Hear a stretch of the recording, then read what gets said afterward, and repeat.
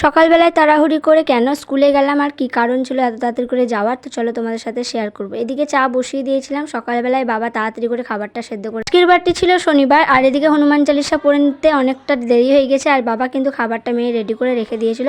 এদিকে চাটা বসিয়ে দিয়েছিলাম, বড় মশাই রেডি হয়ে দেওঘর চলে গেল, বাবু সোনা করে টাটা করে একদম ঘরে চলে এলাম, চাটা নামিয়ে নিলাম। চাটা অনেকক্ষণ বসিয়েছিলাম, তো যাই হোক চাটা এদিকে আমার হয়েও গেছিলো। আর এদিকে না আবার দেখছি বড় মশাই ঘরে ফিরে এলো, কোনো একটা কিছু ভুলে গেছে, দুজনে মিলে খোঁজাখুঁজি করছিলাম, যাই হোক সেই জিনিসটা কিন্তু পেলাম না।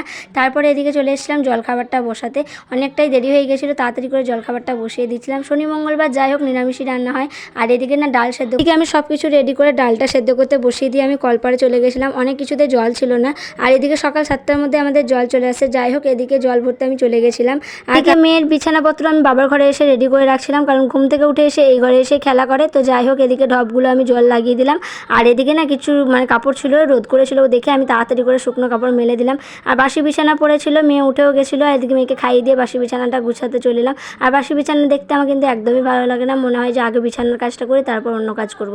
তো যাই হোক এদিকে মেয়ে ঘুমিয়ে থাকে বলে বাসি বিছানা অনেকটা দেরি হয়ে যায় গোছাতে। একদম পরিপাটি করে বিছানাটা গুছিয়ে নিয়ে আমি তাড়াতাড়ি করে কলতলার মধ্যে চলে এলাম।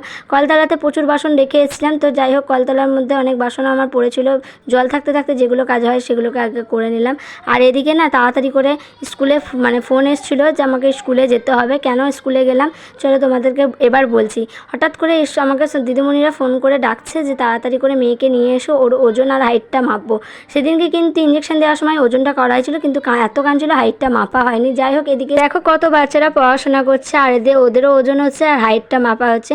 তো যাই হোক এদিকে আমি চলে এসলাম ওজন আর হাইটটা মাপতে। পরের ভিডিওতে তোমাদেরকে বলবো আমার মেয়ের কত মাস বয়স হলো। চলো টাটা।